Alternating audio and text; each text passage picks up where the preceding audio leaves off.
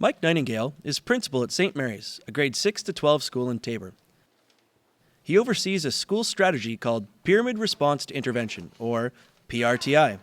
It's a program that helps struggling students reach their academic potential in areas of math and literacy.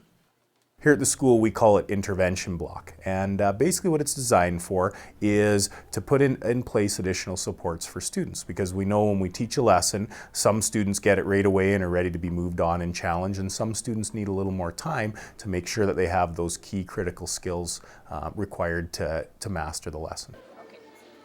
The idea behind the program is to intervene when a student is having difficulties learning. Teachers assess where a student needs help, then, during a daily flex period, provide them with one-on-one instruction that responds to their individual needs.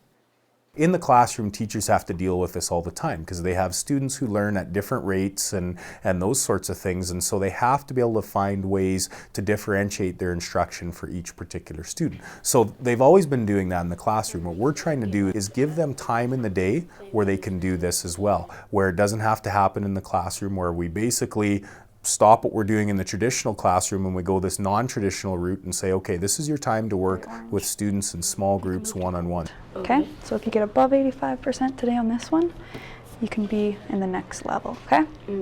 Language arts teacher Alyssa Henriette says the personalized attention students receive during these intervention periods makes a big difference. The real benefit of the intervention program is seeing where a kid struggles and where they need this focus. So they are put in a place for a reason, and they get that one-on-one care in a smaller learning environment.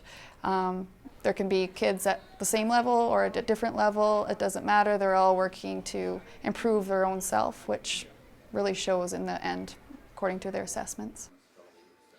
The PRTI program is also suited for students who excel in class. Those students spend their daily flex period in enrichment groups where they are allowed to work independently or in small groups on projects of their choice. Grade 7 student Tyson Phillips uses his flex period time to pursue his passion for composing music.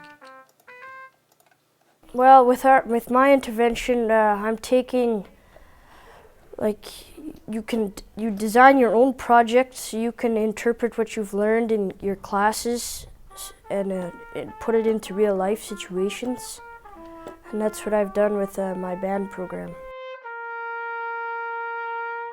Principal Nightingale says this program of response intervention is an example of how today's schools are adapting to meet the needs of students.